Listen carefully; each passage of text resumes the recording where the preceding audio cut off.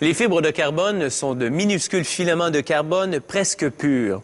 Malgré leur taille, elles sont 3 fois plus résistantes et 4 fois plus légères que l'acier. En les tissant et en les liant avec de la résine de plastique, puis en moulant ce matériau en un cadre de bicyclette, on obtient un vélo haute performance. Cette entreprise fabrique des vélos en fibre de carbone sur mesure pour des athlètes professionnels et des amateurs sérieux. La première étape consiste à prendre les mesures détaillées du cycliste. Grandeur, poids, longueur des bras et d'entrejambe pour l'emplacement du siège, largeur des épaules pour l'espacement du guidon et même la pointure de soulier pour placer les pédales par rapport à la roue avant. Un logiciel informatique traduit ces données pour tracer le diagramme géométrique du cadre d'une bicyclette sur mesure. Une coupeuse découpe ensuite des formes de fibres de carbone qui deviendront les différentes parties du cadre. Le cadre de la bicyclette est constitué de 9 pièces. Chacune d'entre elles est fabriquée à l'aide d'un moule en aluminium et d'une vessie en latex.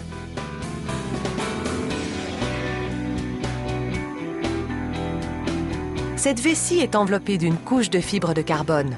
Les fibres du matériau sont toutes orientées dans la même direction.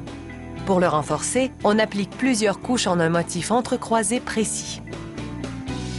Une fois la cavité du moule enduite d'un agent de démoulage pour éviter que le matériau y colle, un technicien y insère la vessie enveloppée, puis installe un bouchon de gonflage. Le moule est placé dans une presse à chaud spécialisée.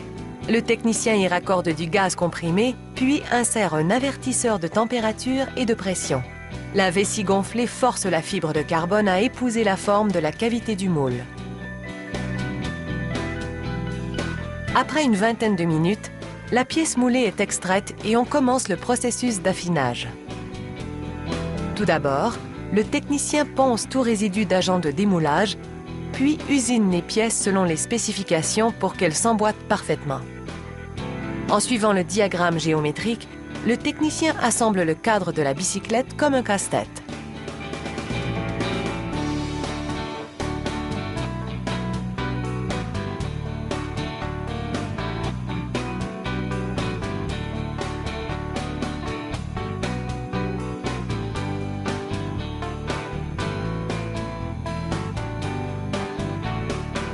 Lorsqu'il est certain que tout s'emboîte correctement, il désassemble les pièces, puis enduit les connecteurs d'adhésif aérospatial ultra résistants.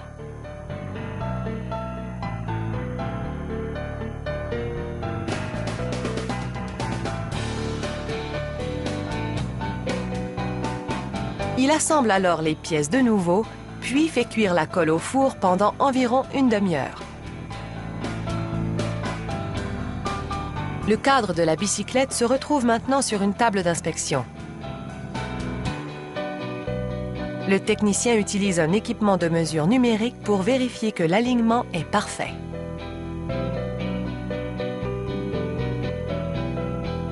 La prochaine étape consiste à installer des roues d'essai et à vérifier que leur rotation est parfaitement droite.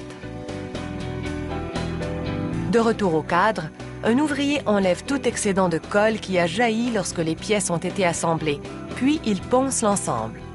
La surface doit être parfaitement lisse avant d'être peinte. Toute la peinture est faite à la main au pistolet. Tout d'abord, le cadre est enduit d'une peinture de fond et d'un produit d'étanchéité. Les couleurs sont ensuite appliquées une à l'aide d'une série de pochoirs adhésifs.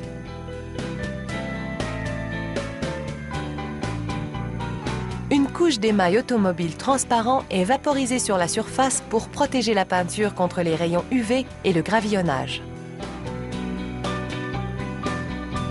Ensuite, à l'aide de cet outil, un ouvrier enlève la peinture séchée dans le filetage à la base du cadre, là où le mécanisme d'engrenage se visse.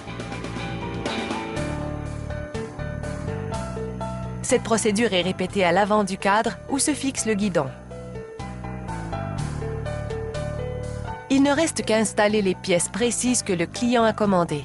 C'est le cadre en fibre de carbone qui permet d'obtenir une force et une rigidité maximale avec un poids minimal. C'est le secret d'un vélo haute performance.